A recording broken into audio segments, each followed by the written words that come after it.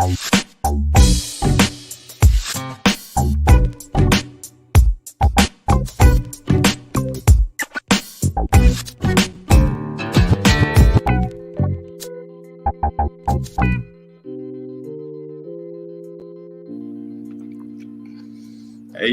you wasn't sitting at your seat when I first pressed play.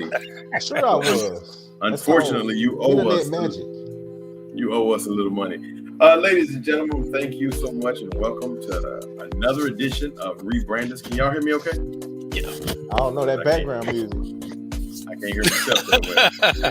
Hey, you're going to have to deal with that background music. I'm your host of the night. My name is Anthony Goodson, alongside my co-host, Adrian A. Stinson, and Eric Russell. What's up, Eric?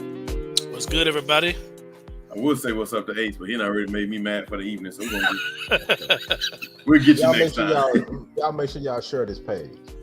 You know what? Now that he said that, let me go ahead and put that up there. Oh shoot! I thought I had it. I thought I had it right when I was saying it.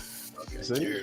All right, tonight we got a great show. We're going to talk about some current affairs, some current events. We're going to talk about some of the things going on. I think a good way to start the show is also going to be a good way to end the show.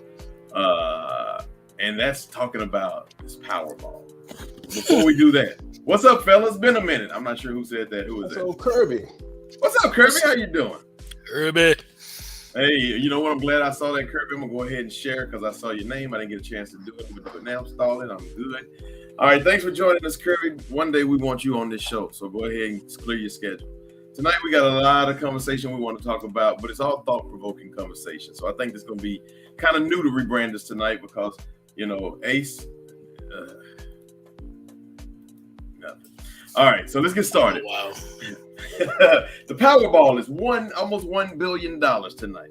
I don't know how many people went out there and played this Powerball, but it's almost $1 billion, and I think you have about an hour or so left. You might want to get out there and play it. I don't play it. I don't even know how it works. I don't know if it's $1, $2. Push pause on the show right now. Yeah, your chances are slim. You probably make $1 billion doing the show. So, $1 billion. Eric, with all your financial expertise, and I know we're going to have Ron here in a little bit, but give me a little tip on what it is you would do had you won that $1 billion tonight.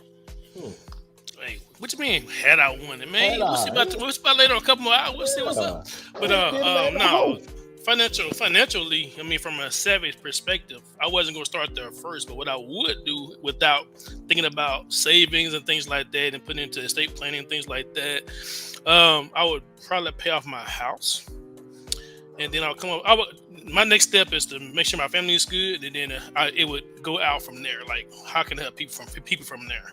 But ultimately, like I said, you know, from a more savvy standpoint, from a financial standpoint, I would definitely talk about that a little bit later, though, as regards how to grow that money.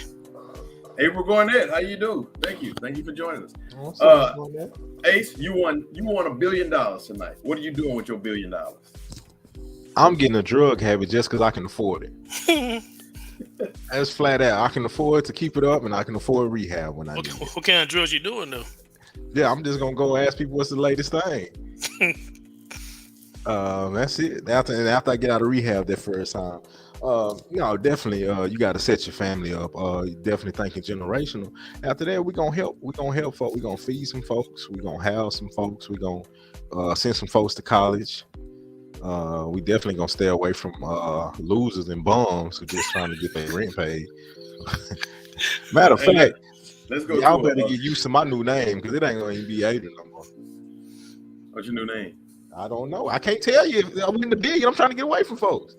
Oh, there we go. Hey, let's go to somebody who knows a little something about money. A little over 500-something million after taxes. Taking my head, what a joke. Yes, it's good money, but that's robbery. Ain't no doubt, friend. That's robbery. I'm not sure. If I get 500 million from getting robbed, rob me. They said we got to discuss your post about the bathroom and water fountain post from this week. It's Kirby, yeah. The bathroom. I'm not sure which one that was. I think you posted something about that. I saw it too. I don't remember what it entailed, but I do remember seeing I found Kirby, a little known fact, we really don't pay attention to each other, so I have no idea what you're talking about. Hey, Kirby, me, Ace, and Eric only talk to each other on 7:30 on Wednesday. Kirby said I buy some eggs. I buy some eggs, he would say. What would you do with your money? $1 billion winnings if you won the Powerball. Y'all see how I got that in green? Yeah, no doubt. That's innovative. Look at that. We top tier. Well, if you guys have to buy a car, like say, what kind of car would you guys buy? Let's say that you can buy anything you want with that $1 billion. Not like I said, not being financially technical with this at all at this point, but like, what kind of car would you guys buy? I'm curious. 1985 Cadillac Eldorado, white with red interior. I gotta be honest with you. I don't think I'd buy a car. What I got is good. I don't have any. I'm not a car guy, so I don't care about that. But what would you buy? You know what though? I think. Okay, we've said this before because the lottery has been up to $1 billion before since we've had the show, and I always try to start off with this. As Mark Cuban says, if you win $1 billion, you won $1 billion. Don't act like you made $1 billion. Don't act like you're financial savvy. You do not know how to handle $1 billion. Right. You probably only know how to handle about, and probably in our circle, at most $1 million. $1 million, right? So, and it's hard enough to try to handle. So what you got to do is go out and get someone who knows how to handle $1 billion. No friend of yours, Mark Cuban says, needs $1 million to start a business. Few businesses out there actually started with somebody who had $1 million. Most of them start with just a few dollars anyways. So that is the first thing. I always say, if I win $1 billion, the first thing I would do is I would buy. Then right then and there, you already got the wrong mentality. You can buy everything. You need to go and get you a financial person. But see, the thing about it, I like that conversation, but that stuff we're gonna talk about regardless, in my opinion, anyway. But I want to know what you would buy, the guilty pleasure. I get that piece there. We talk about that ad nauseam, but what guilty pleasure would you buy though? Cause me, I'll go buy my Chrysler 300 again. Grant says everyone in my family would have to take a financial course before receiving a dime. Because once I break bread, one time, that's it. Hey, that's a good one, friend. Francisco, I'm 1,000,000% with you on that. Somebody is telling my business. I don't know. That's your daddy. He know you're really good. Somebody said they will go out and buy a G-Wagon. You know what? Eric, just to answer your question, if I won that money, if I had to go buy a car, I'm like Ace, I would probably go out and get my dream car. Wouldn't be some new 2023 anything. It's gonna be a 1967 Firebird. That's what I'm gonna get. It's gonna be souped up. I'm probably gonna get an original one. I got enough money, I can do it, and I'm gonna soup it up a little bit, put some trim on it. That would be my car. Might get two of them, one so I can drive all the time, and one so you can work out and build on it. Oh, yeah.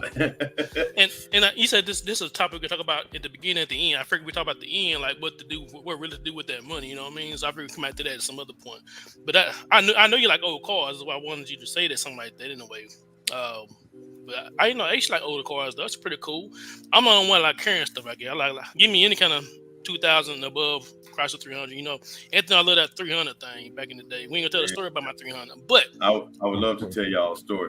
Roderick, Blacked Out 96 Impala says, who was that? Roger Gallo. Oh yeah, Roger Gallo, my main man. Nice too. That 96 Impala. 96 is an instant classic. Yes, indeed. You know what though? If I came into $450 million, that's after taxes or whatever from that billion. I guess the next question would be, how many people would you help? How would you help people? Now, do y'all ever see these TikToks where people walking around and they hey, can you give me $1 or whatever, and they say yes, and they give them $500? Is that something that y'all would do, or would y'all help out people in a completely different way? I would definitely take care of, through my, we already have a homeless foundation. So we definitely would take care of people from that facet. But like the saying, who was that saying that? College fund. College fund. That's Kirby said he'd set up college funds for all the kids in his family. SS Scott vote says invest in the family. I like that one as well, Kirby. Miss Deborah said, retire your parents. I like that, Miss Deborah. My parents already retired. I ain't got to give them a dime. Yeah, those are good answers. And definitely, we definitely would set up something, because you got to make sure that we're taking care of the great-great-grandkids. So, we definitely put something in motion with that.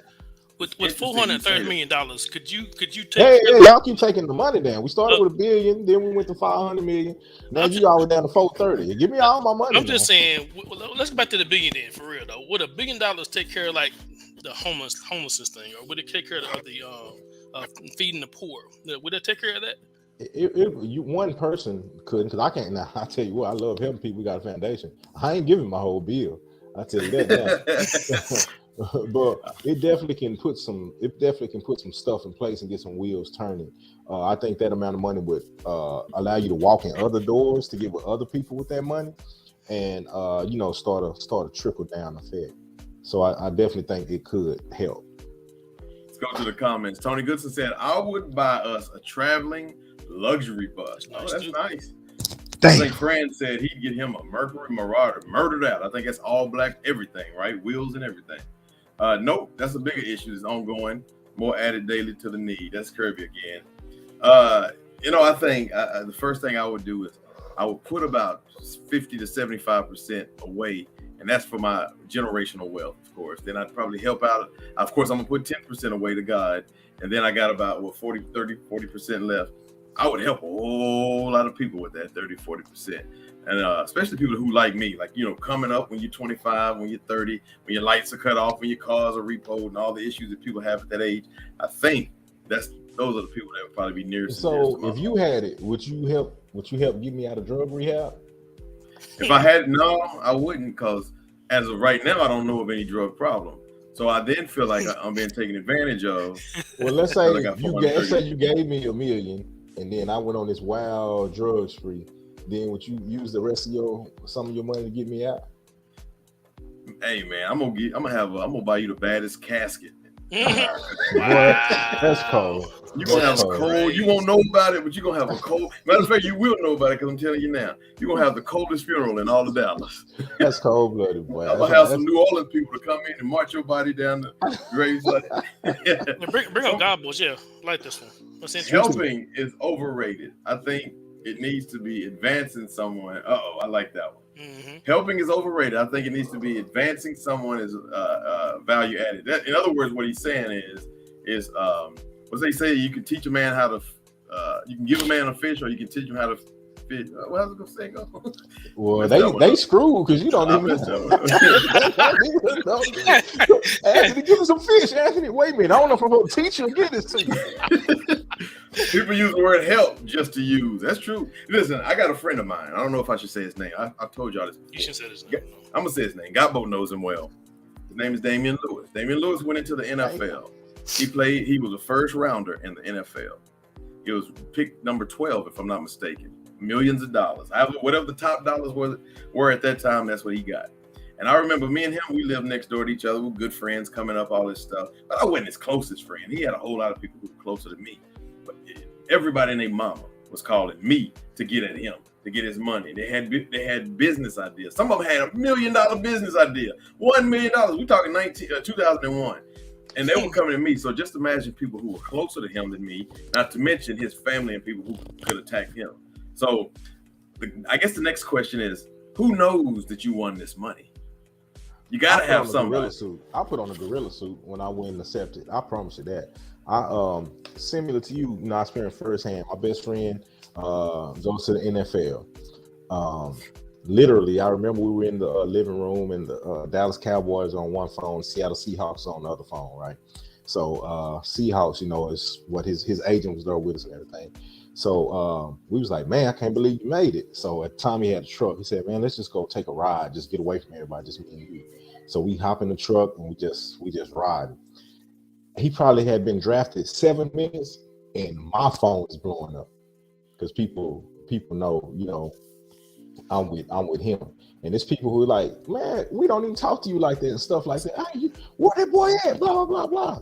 So to answer your question, that's why I put on the gorilla costume to go accept mine. Let's go to the comments. People use the word help to use. Somebody said, I got your ace. That's Francisco. Francisco. Tony Goodson, I believe, said, let's win it first, then he'll change your mind. Yeah, probably right on that. Give a man a fish and feed it for I was gonna make on your mama joke, but let me see who this is first. I don't wanna just say that. Thank you. I think that's scary. Yeah, thank you for clarifying that. Feed him for a day, teach a man to fish, feed him for a lifetime. Got both with your $5 ass. Sorry, mama. Feed a man for a day, there we go. Teach him. They coming in. Hey fam, you can make the stream shareable, please. Can we? I don't know how we do that. I think you just go in and share it, right? Yeah, just go to tell them to go to YouTube at rebrandus podcast. He said make it shareable. He's trying to send it to everybody. I think he can watch it. That's okay, Ace. Hey, you don't even know how to make the man fish. I agree with you guys. I think nobody knows. My wife knows. That's probably to the extent it goes for me. She might know initially, just so I can prepare some stuff, get her in the mental space to be able to receive it too. You know, that kind of thing. But I think I like Francisco's idea of going back to the beginning, where it just says you teach people, and then, you know, talking about teaching the man to fish or whatever. Then you teach them how to use that money too, as well, right? How do you bring value to somebody outside of money? So you teach them these things, right? But you can also help them advance them with the money. But you teach them, that's the value. The money is just the asset. So that's right. And we got to create jobs. You got to create opportunities instead of just giving people stuff. And I don't know if I should be telling this business on. Well, I'm not gonna say no names. I'm telling this business on the internet. One of my cousins won a lawsuit from his job. It took him 7 years. It was $2 million. They finally came and said, "Look, we'll settle for $2 million." They went to the table after everything was said and done. He got $500,000 after taxes, child support. You know how that goes, and everything like that. He literally left with $374,000 cash. Taxes paid, everything. I watched him go broke within a year, literally buying beer and handing out $100 bills to people, just living it up. You know, didn't buy a house, chilling and stuff like that. And I just literally watched him like it's just like he never had the $374,000. So yeah, definitely that financial literacy piece is really important. You know, I was like, hey, why don't you get you a couple of annuities? Or hey, get you a house, stuff like that. He bought like this Benz and then a Jaguar and something else, but didn't own a house to put them at. Yeah, you know, I think I'm like Eric. If I came into all that money, I can't think of. There'd probably be about 3 people I think I would tell, maybe 4. A lot of people, I believe it was Kirby said I'd anonymously pay off, or is it? A few of my best friends mortgage just watch. I think I would do a lot of stuff like that. Yeah. Telling people, because see, the problem is you won the lottery. And now you giving, like Gabo said, you give somebody something. They can't handle giving. They didn't earn it. They don't know how it feels. All they will know how it feels is to lose it. And then guess what? They're knocking at the door again. Trust me. And I'll see it time and time again. I'll be working on my no more, so I'll be in the mirror. No. Mm-mm. No, I'll be working on that no more. You gotta say it in Spanish one time. Nada. And he's got tax again on everything, but even after paying those taxes up front. Shaking my hand, man, that's crazy. I think that's who was that? Francisco. All right, friend. I think I made it shareable, or at least rebrandus his. All right, let's go on to the next comment. You guys got anything more you want to say on that one? No. All right, here we go. So you won the lottery. You're worth $450 million. Okay, you're comfortable. But now you can talk. If you could have coffee with one person, dead or alive, in history, who would it be? How much money is this? And the money don't matter. Okay. I'll just say I'm trying to see how much it costs to. It's a good question. If you could have coffee with one person, dead or alive, who would it be? My mama. That's hands down. Let's say, let me tighten it up a little bit. I got your answer. I'm sure it's not going to change. You got coffee for 1 hour with one person, dead or alive, and you can get anything you want answered based off their knowledge. Who would it be?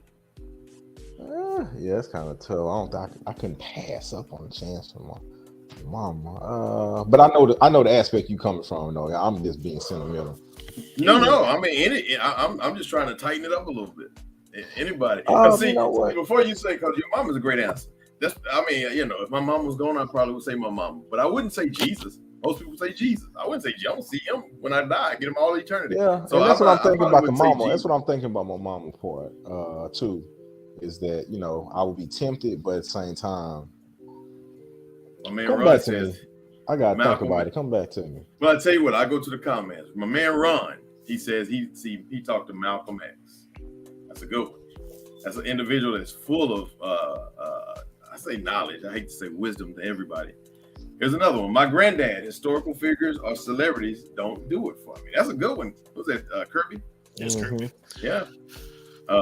One other person who said this. Now we speak to God through Jesus right now. Oh, they had to be really technical, didn't they? Francisco. What's up, Francisco?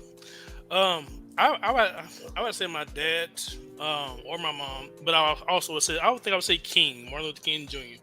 And I would specifically ask him questions around, like, he started making statements towards the end of his legacy of his life on Earth about, you think he brought people into this wrong situation wrong. You know what I'm saying? Like, I think I brought people. I told people to do this, and I think I told them to do this wrong, or send them in the wrong direction, and whatnot. So I'll be curious to think from his perspective on this earthly version of him. Like, what did he mean when you say that? Get more context about that kind of stuff. Obviously, there's a lot of heavenly stuff that I want to know about, but I'll wait. I'll let that be revealed to me in due time. But I would say either one of my parents, or I would say probably King. You know what? Oh, go ahead, Gus. Go ahead. No, go ahead. I'm still, I'm thinking of other folks, but I said, you know what? Maybe Harriet Tubman. Like, I just want to know, like, how much further could she have got with some New Balance? I don't know what she had on at the time, but if she had like a good pair of these New Balance, I wonder how much further she could have gotten, how many more people she could have freed, how many more trips that could have allowed her. I'm not sure who said this, but they said, I'd choose Epstein and ask him if he actually hung himself or if it was Hillary. Who you think it was? Probably Kirby. It was Kirby. Yeah. I don't think too many black people would think to say it. My mother, someone says. I believe that's my mother who says that. Absolutely. And then we got a Facebook user. You know what, though? I think that Ace posted something this week on rebrandus. And he said, I forgot exactly how it went, but like, if you could go back in time and change one thing, would you change something that would be a selfish decision, or would you change something that would help the whole world, or something to that nature, right? Oh no, I said you going back to the fishing line. I said if God were to answer all of your prayers, would it change you, or would it change the world, or just you? Now. So basically, if God was to answer all your prayers, would it change the world, or would it just change you? So sitting down and having coffee with one person, dead or alive. Got both. By the way, while I got your attention, we want you on the show. That's probably not his thing, but I'm still asking him. Put it out there. So going back to this question, if you could have coffee with one person, dead or alive, who would it be? If you say your mother. And my mom is still here, so I can understand how I could be way off key. And I'm not talking about you, Ace. I'm just saying in general.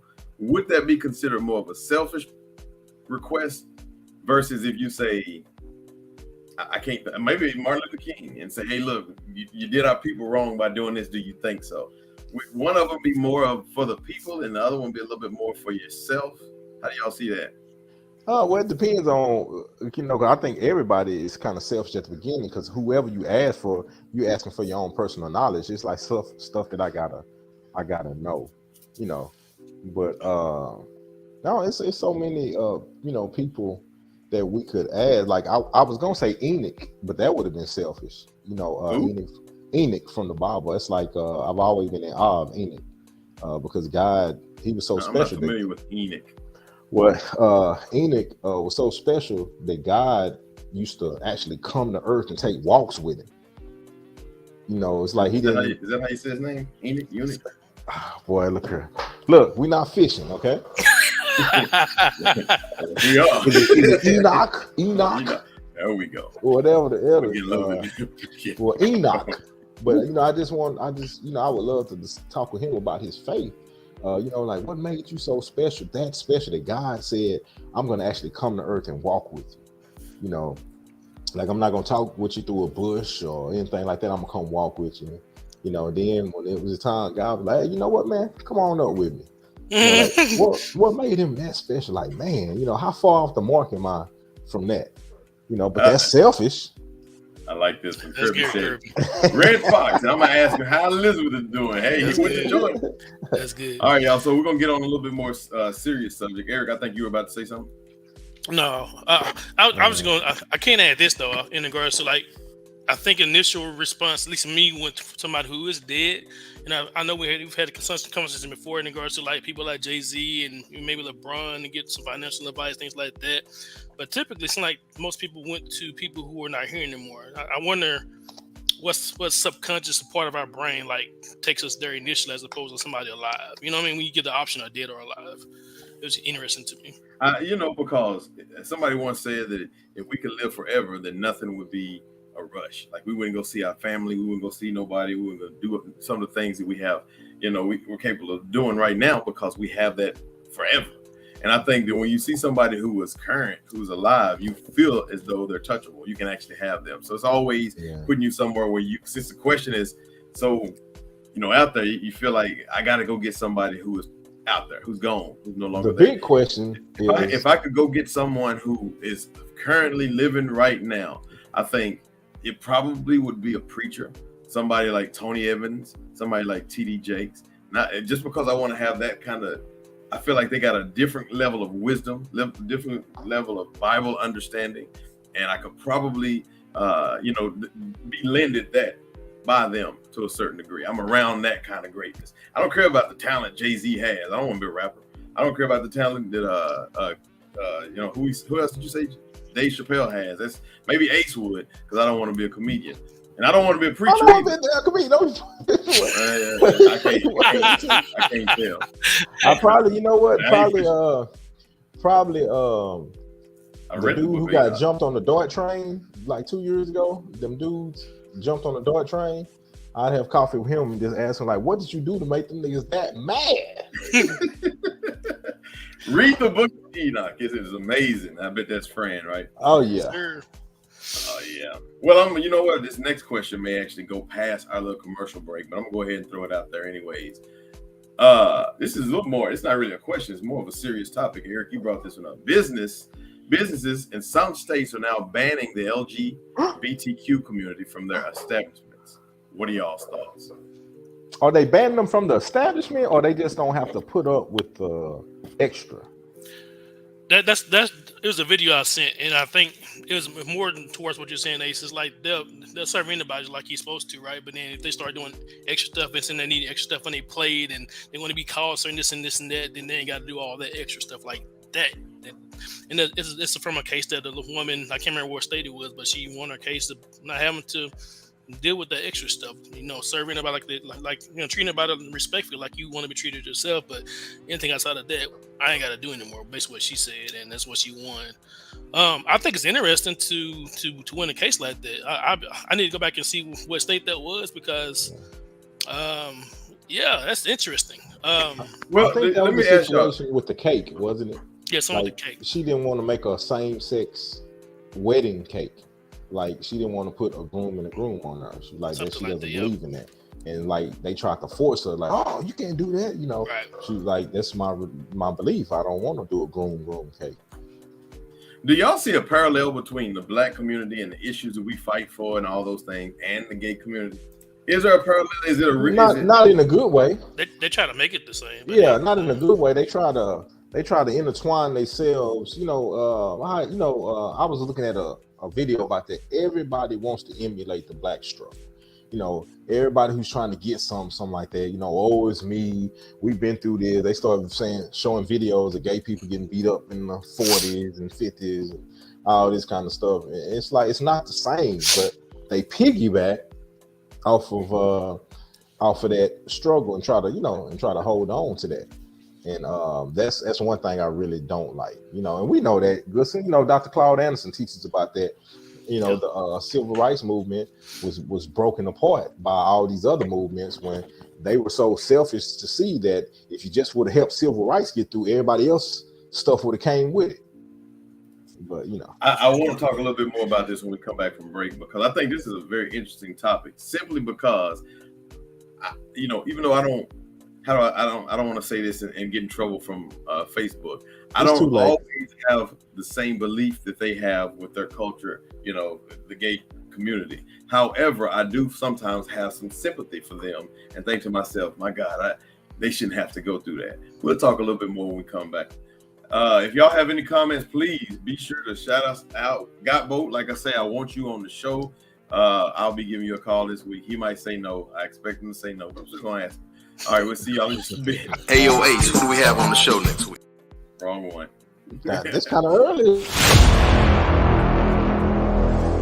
Most blacks didn't really want to go.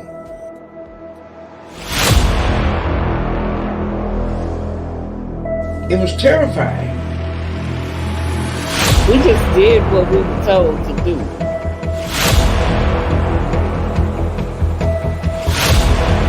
The schools are still backwards. Oh, I love that. You feel safe.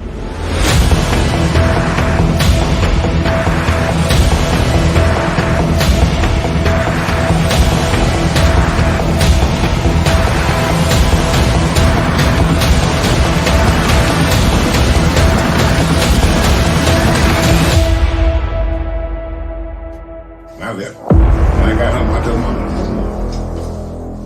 I said, I'm not taking this no more.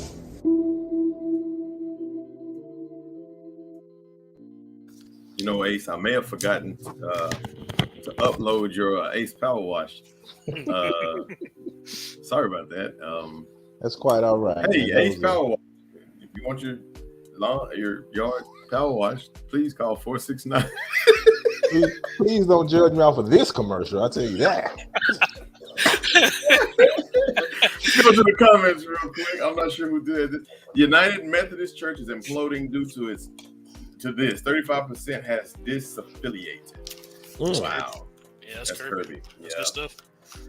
Good for well, you know, the LGBTQ community, I feel really sorry for them sometimes, and I feel like I'm wrong for feeling sorry, because a lot of times they have these unrealistic expectations of how, like, for example, last night I was sitting there and I saw something on television and they were talking about, well, you know, the cis community. First of all, when we were kids, there was a word called sissy, and now me and you, us three, we are cis men. Supposedly. I'm not no cis. I'm a man. I was born with it dangling. God no. Yeah. Okay. He just educated me, but I just found this out too, Anthony. It's interesting to me, but all these different words they got going now. It's hard to keep up with everything. I mean, I saw a dude earlier that said he identified as an alligator. So I mean, like, hey, whatever. Well, y'all seen the video of the man who said, the one man was like, yeah, you know, if you identify as whatever you identify, you should be able to play in the sport that you identify. And the guy said, are you familiar with Mike Tyson? Have y'all seen that one? He said, yeah. He said, what if Mike Tyson identifies as a woman? Do you want him in the ring with your daughter? Then they say, no, that's ridiculous. How's it ridiculous? How's it ridiculous now? All right, let's go to the comments real quick, then we'll move right on. It says, I think there was just a dangle reference. Somebody said dangling. Oh yeah, hey, you got to speak on that. I think that was you. Well, you know, I'm not. I won't speak on that.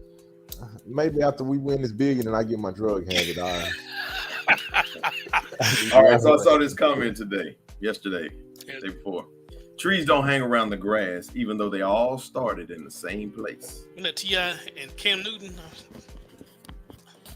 Is that it? Was that who said it? Well, he read it from somewhere. But T.I. was on Cam Newton's show, podcast or whatever, and he read it from somewhere and saw that. Yeah, that's good stuff right there. That's deep, just like the roots. Get it? The trees and the grass got roots. I got it. Go fish. Yeah. What does that mean to y'all, though? Tell me what it means. I mean, trees started. I mean, you had to plant the tree too. They all started as seeds, and so the trees don't stay where the grass are. They grow and grow and grow and get stronger, and taller. So you stay a grass tree, then you're not much of a tree, are you? So I think that speaks a lot to our culture and some of the silly stuff that's going on right now. I think what it means is that tree has outgrown that environment where they both came from, you know, and sometimes you got to outgrow that environment. Even though you're from the same place, you don't have to hang there. And I think that's they probably were referencing people like Nipsey Hussle, Young Dolph, and stuff like that. You know, people who were Michael Vick. Well, I'm talking about the people that had got killed, but yeah, definitely, you know, Michael Vick as well. You know, you still hanging around that community in that area, trying to quote unquote keep it real, and it's to your detriment. MC8. I was watching an interview with MC8 a little earlier. He said that when he first started out rapping and stuff, he was always glorifying his gang and stuff, letting people know he was real. I'm from a gang, I'm a real gang member, stuff like that. He said, so he looked up one day and had a 15-year-old son walking around the house, and he was just like, I don't want that for my kid. And he didn't realize, he realized he was a tree. He couldn't hang around with the grass. And I think it's important to identify too, like the tree is planted where the grass is at, so they technically in the exact same place for where they planted it, but that tree shot way up, and what they can see and what they're able to be a part of is something different from what the grass is there. But they both plant in the same area. You know what I mean? Roger Gabo says, elevate or stay in one place. That's right. Mentally, spiritually, and physically. You know what? You can't change where you came from. But your destination is not the same as everybody else's destination. You outgrow some friends, and unfortunately, the sun just shines bright on you, and you got to do something with it. And I think that's what the trees, that's the relationship of the tree and the grass is. The grass spreads wide though, far wider than any tree. So they have their own. It's not one is any better than the other in some cases. But I think that grasses, those are all individual. They spread wide, but it's just a lot of them. So it's not like one grass. Not if you got St. Augustine. It could be one. Well, they probably crabgrass in the barrel. That's what I'm saying. Well, grass grow weeds though. Trees grow branches. We can really go real deep with this thing. You feel me? Yeah, we take that back to my reference earlier. Crabgrass in the barrel. I know. I didn't let that one slide.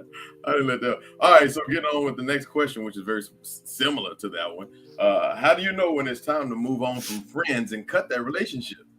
Oh man, that's easy. I don't know. That's real hard. Basically, you look up one day and you kind of evaluate. I think we were talking about this, earlier, Gusson. Wait, before you say what you got to say, let's read the comment. Who is this joker in the hat? Yeah.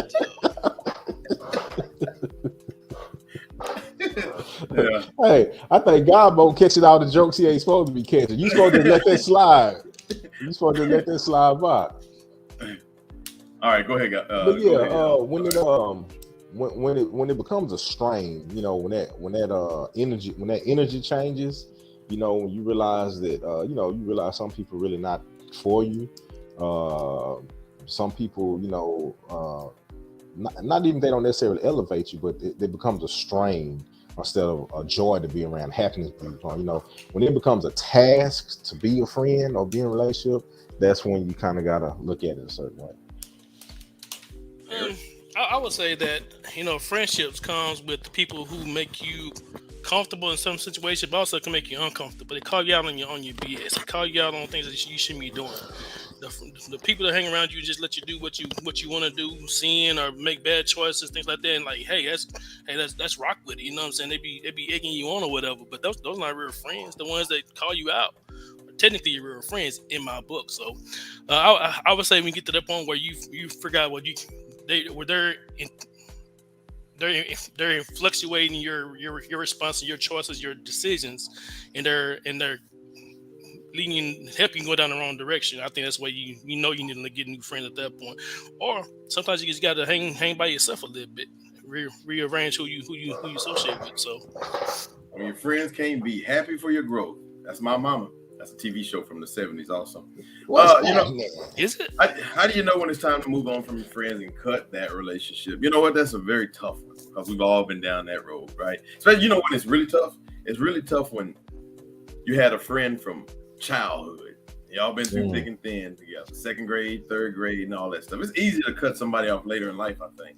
But that friend from childhood who they really kind of stayed back and they really didn't want much more out of life, and they live with so-and-so and they got all these kids and yet y'all still got that common bond. Y'all have done so much that y'all can still relate to. And, maybe they had your back at some point. Maybe you've had their back at some point, but now you want more and they don't.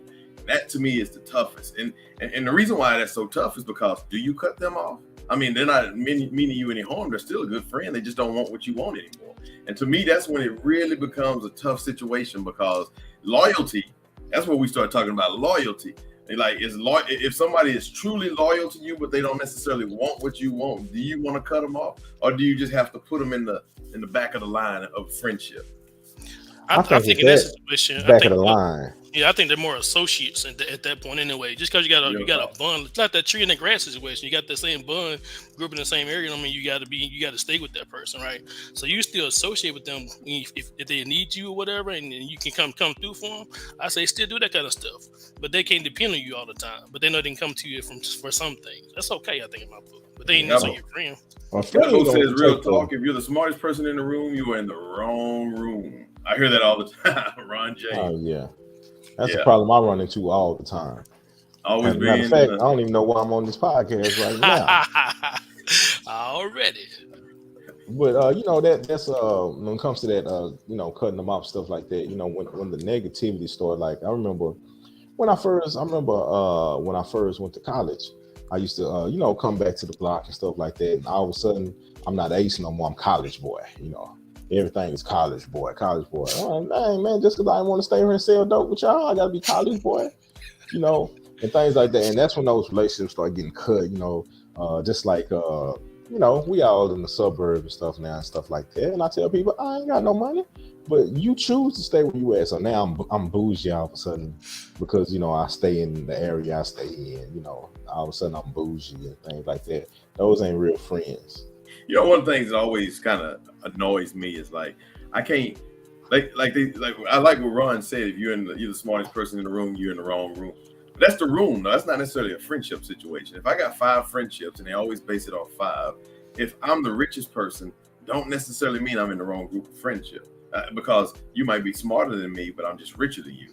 You might have more love for one another than me, but I'm just richer than you. So if I'm the best, if I can get all of that you bring to the table and become the best, maybe I've elevated myself outside this room, especially if you're not trying to continue to move up. To me, that's where the friendship starts to change, is when you don't elevate. How many of y'all, Ace, I guess you technically have moved out of your town, even though you grew up in Pleasant Grove, now live in Cedar Hill. And me and Eric, I got folks after me. What you tell my? He live on 504 Banner Street, Cedar Hill, Texas, 3rd house on the left. Jesus, big blue truck. But when you go back home, and I know like Gabo, he and we're great friends. We can go home and we just start back from where we left off. But then I have some friends, and we still talk about high school football. Yeah, you have elevated that relationship. You're not better than that person. That relationship is just not the relationship you need to be in anymore. Let's go to the comments real quick. It says, hey, Ace, Chris Rock, you want to be a Joe College? But can you whoop mine? Where's that from? That's bigger. That's what is bigger, blacker, deafer. Oh, you gotta Ron, you gotta excuse because he doesn't think Chris Rock is that funny. I never said that, Ron. He is wrong. Think D.L. Hughley's funny. We'll get to that. Well, we don't think Martin funny. That's gonna be a different argument. Man. We need to cut the relationship with Martin because he ain't that funny. All right, Eric. So tonight it's gonna be me and you. I got them. Rule number 1: never talk bad to the man who has the button. He cut that relationship fast, didn't he? He didn't give a chance to elevate. All right, moving right along. Let's talk about today's culture. This is one a little bit more near and dear to Ace's heart. I would put the full question that he put on there, but we'll work with this. Does today's culture have an unreal expectation? Yes. Actually, Ace, I'm gonna give it to you. That's a pretty good question. Yeah, it's you know what? This is I can go as far as saying it's disgusting to me, and as well at the same time I'm intrigued because you look at people and just be like, wow, like they really think that what we're referring to, everybody expectations is some of the stupidity we see going around.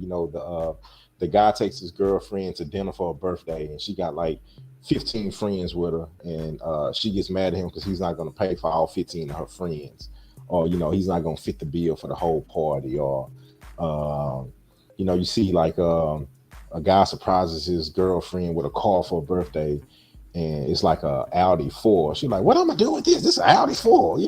I ain't driving nothing less than a 6." Stuff like that. and it's just like, wow, like today's culture just amazing to me. What is today's culture? Is there an age group? You know, unfortunately, you know what's the sad part about it? Unfortunately, is this stuff has spilled over into it ain't even age related no more. I mean, it might stop somewhere like 60s and above, but it doesn't spread like a pandemic. You know, I think the most interesting part about today's society, I'm not gonna say culture, is we can become rich from being lazy. You know what I mean? Like, not really lazy per se, because truth be told, you got to still work. But like, you know, all like podcasts, everybody got a podcast now. Everybody got a YouTube channel now. Everybody got a TikTok. Just FYI, everybody, we're not the lazy one, though. We do research and come up with these shows to bring you guys positive content. Okay, go ahead. Everybody got a TikTok now. So when I look at all that, and these people are making, like, it's one guy, y'all seen the African guy. They say every time he posts on TikTok, he makes $750,000. The guy that stays quiet, he just say, he don't even really say anything. African dude. So, I mean, we see a whole lot of that. And the reality is a lot of them really have to work on this content. I'm not knocking the hustle, but they don't realize, like, just getting out and doing a regular job, that is kind of becoming a thing of the past. And so, you know, we're seeing high prices of stuff now. Just what are we going to see in 10, 20 years from now? You know, when nobody is wanting to work and you have to pay these ridiculous salaries to people to do a job that 10 people need to be doing, but one person is doing. I don't know. Where are we going with that? Let's go to the comments. We got two of them. It says the culture's expectation is to scam. I like it. And you know what? I don't know who said that. Who said that? Because Roderick. Good point, Gabo. He gonna be on the show. Good point, because how many scam calls do y'all get a day on y'all cell phone? That's the culture of today, even though that's not necessarily American. It's Indian people, I guess. How you just gonna say I'm an Indian brother scam? You know I'm 3/4 Cherokee. Lord. Go ahead. You know, black people only say Cherokee because that's the only Indian they know. Oh my goodness. I ain't gonna touch that. What's the mother's name? The one with the yellow fella, you know. Eric, go ahead.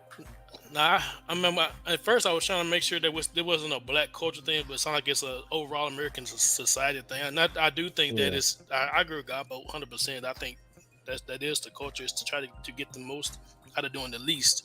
And so if I can do that, I make money like that, I'm going to take a chance and do that instead of actually go to work 9 to 5 every day.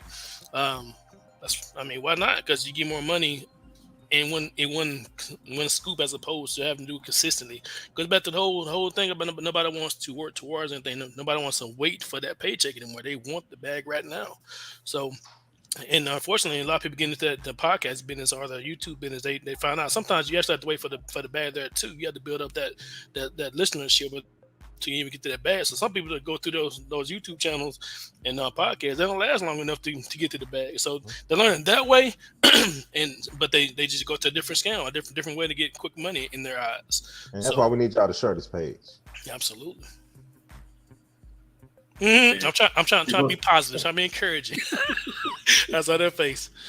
That's today's culture, having unreal expectations. I think they do. And then you look at the younger age group, maybe what's that, Generation Z or something like that. These individuals, we've talked about that many times on the show, where we just give. They don't have to work hard.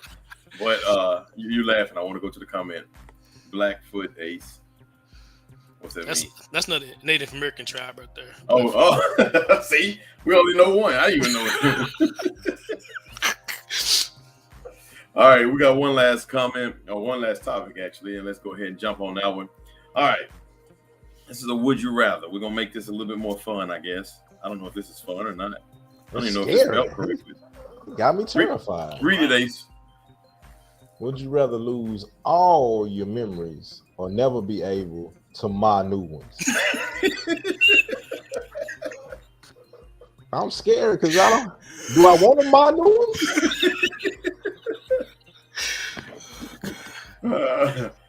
Would you rather lose? We'll have to go back and fix that. All your memories, or would you be or never be able to make new ones? Which would you rather do? Oh, make new. Oh, that's a whole different subject then. Okay. Mine is different. I'll tell you that. I'd rather be able to. I'd rather be able to keep my old memories personally. So I'd rather lose the ability to make new ones. That's a tough one because you know what? This is what dementia is. Yeah, that's true. They remember the stories. Well, and past. well, some levels of it, yo. Hey, we work in hospitals. We see this all the time. People can remember 40 years ago, but they can't remember 30 seconds ago. You know, speaking of that, and with this question, the reason I said it's scary because I was thinking about work and I was thinking about hospice. So those of y'all don't know, me and Goodson know we're in the hospice industry, and a lot of times we're at events with dementia, people with dementia, and doing things. And I think about the times we're at the event and everybody's having fun. I mean, we're having just genuine fun, enjoying ourselves, and it's a point in time where I always look up and say, man, how long are they gonna remember this? You know, when I walk out this door in 5 minutes, they never knew I was here. You know, so I'm like, was it good for the moment? You know, that's scary to me. So technically, you kind of making new memories. You just don't remember the memories. So maybe I'm reading too deep into the question, I think, too. So you're talking about, never mind. The mom threw you off. Hmm? The mom threw you off. But go ahead. Whether you can't make new ones, I'm assuming like from this moment forward, you just don't remember anything. But you know, yesterday back, you probably can. That's my assumption. I don't know where we got this question from. However, that's a tough question for me because is life worth living if you can't enjoy what you did yesterday? Because a lot of what we did yesterday is a part of who we are today. You know what I mean? Because now all of a sudden I can't grow. I can't grow at all. The stove for a 2-year-old is going to always be hot. You know, he going to continue to forget that the stove is hot. So, that goes on with us too, especially if we have children. You know, if you got kids, and you know, being real serious, looking at the dementia and the Alzheimer's and all that stuff, just imagine living in that kind of life. You know, like Ace said, we go to these different seminars and things, and then we have to do these, we have to pretend like we have, dementia and neuropathy and all these different things. It's tough when you see where these people are. I don't know if I would like to lose all my old ones and then make new ones or the other way, but that's a scary thought when you start thinking. So we say all that to say, be sure to go down and donate money to your dementia foundation. Wow. So you said basically it's a choice between having dementia or having amnesia. Basically. Well, look at that technicality on her. Yeah, he went to Stephen F. Austin. All right, well, hey, look, y'all, we've had a good time. Anybody else have anything they want to say out there in TV land? Be sure to go ahead and make your comments. I've had a great time. What about you two fellas? No doubt. Well, it's always a good time kicking it here with my peeps on the rebrandus show. All right, when we first started the show, he put too much energy into that. We first started the show. We started off with this. I said we were going to end up with this, and I'm going to go ahead and put it up there again. But today is Wednesday. What's today? July 19th? July 19th. Today is Wednesday, July 19th, and the Powerball is worth $1 billion. That's what we started off with. That's what we're going to end with, in hopes that we become 450 millionaires after this is over. Wait, that's the wrong one. What happened? My bad. Oh, he loses. What would you do with $1 billion winning if you won the Powerball? Man, back to it. I think I would actually start wearing clothes for a while. Appreciate it, guys. Just for a little bit. I'd just be real free. Come on. What would your number 2 be? Because we just... Well, you talking about at home? We talking about in the public? Period. I'm a billionaire. I just thought I'll be well oiled up now, so I wouldn't be all ashy. Instead of wearing that rebranded shirt, would you get a tattoo? I probably would have to for the show so I could represent. Okay. $1 billion. What would y'all do? Let us know what you would do. Let's have fun. Somebody said I'm gonna buy us tickets or US tickets. Which is it supposed to be? Rebrand us tickets. Tickets to what we getting tickets to? Us tickets. And I hope that us includes everybody on the screen. You naked, so you ain't. we're just gonna send him out to go fish. You in line. Everybody get paid by Ace on this one. Sorry, Ace. Yeah, Ace get to fish and watch some D.L. Hughley. We sent you some more baby oils and baby lotion. That's about all we can say. That's all I need. I'll be sitting out there too. Naked fishing. What you gonna use for the line, Ace? You're not taking me down that road. This is a respectable family show. I probably could dangle and come over with a few fish, but you ain't taking me down there. You gotta But take me down that rabbit seriously, hole. do you guys think people are literally lining up or buying 10, 15, 20 tickets just to get opportunity to win this $1 billion though? Yes, it's you know what's crazy now? My partner Damon sent me. My mother-in-law hit me about it early. You know, she always joke about the lottery. Better go play it. It's not, But he sent me a the Texas Lotto is on your phone now, like it's an app, so you can play the lottery without having to go to 7-Eleven or wherever you go. Oh wow! So Tony people, Goodson, do you know if that's true or not? Yeah, I got he sent it to me. Mm-hmm. We'll go to the expert, Tony Goodson. He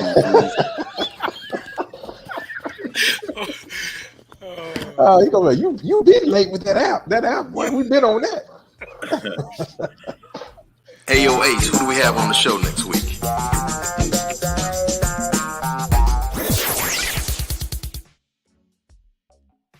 Hey man, I didn't even mean to upload that one. I don't know what happened. That's all right. We'll use that one anyway.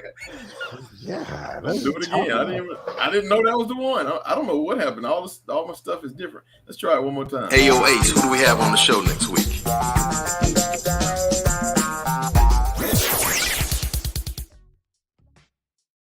I like it. Yep. I like Second time's a charm, I guess. Yeah.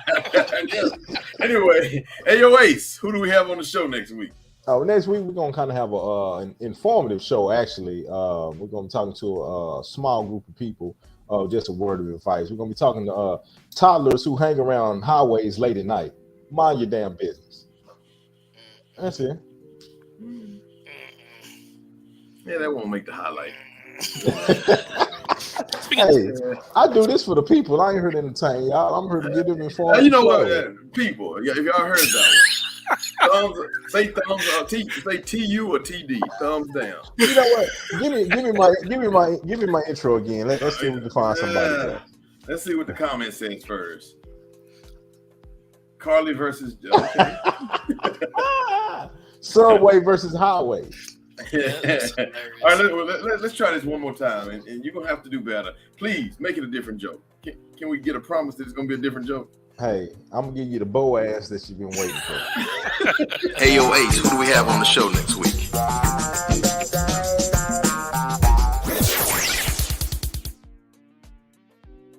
We gotta change it up here a little bit. Okay. Eric, you say AOH. Who maybe we get better on if you do it. AOH. Who's coming on the next show? We should have got more.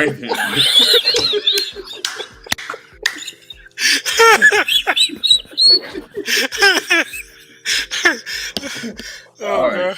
Inside joke. Nobody gets that but us. All right, go ahead. Well, look, so I'm gonna tell the toddlers that they can't come on. Let them keep hanging around the freeways. But so next week we're gonna interview a group that I find fascinating. We're gonna be interviewing ballerinas who suffer from ingrown toenails, and the name of the show gonna be No Pain, No Gain. That's better. I'll take that one. That's better. I'll take that one.